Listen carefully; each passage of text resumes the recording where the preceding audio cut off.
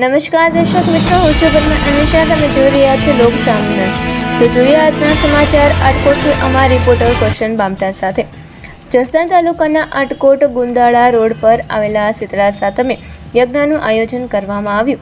જસદણ તાલુકાના આટકોટના ગુંદાળા રોડ પર આવેલા શીતળા સાતમે શીતળા માના મંદિરે યજ્ઞનું આયોજન કરવામાં આવ્યું હતું. ત્યારે આજે શીતળા સાતમ હોય ભક્તજનો માતાજીના દર્શન કરવા બાળકોને લઈ ઉમટી પડ્યા હતા. માતાજીને કુલરની પ્રસાદ નાળિયેરનો પ્રસાદ ધરાવવામાં આવ્યો હતો.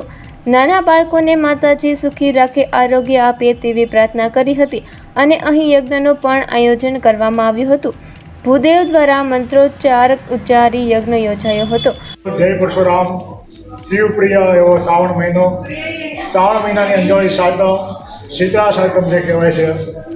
શીતળામાના સાનિધ્યમાં આજે ભૂદેવો વડે વેદોક્ત શાસ્ત્રોક્ત વિધિ વડે યજ્ઞ પૂજન અને યજ્ઞમાં આહુતિ આપવા યજમાનો ભાવ ભક્તિ શ્રદ્ધા વડે બેઠેલા છે. આવું સરસ આયોજન આપણે શીતળામાના મંદિરે કરેલું છે. યજ્ઞમાં સર્વે ગ્રામજનોએ ભક્તોને લાભ લીધેલો છે. આ યજ્ઞ વડે ભગવાન ભગવતીમાં શીતળામાં સર્વને આયુષ્ય, આરોગ્યતા, ઐશ્વર્ય, ધન ધાન્ય, પુત્ર પુત્રની પ્રાપ્તિ કરાવે.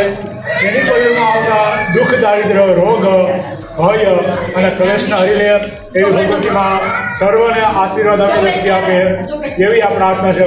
પડોશી ગજાનંદ ગણપતિ મહારાજ કી જય. નામ આપો. વ્યાસ જયદેવભાઈ.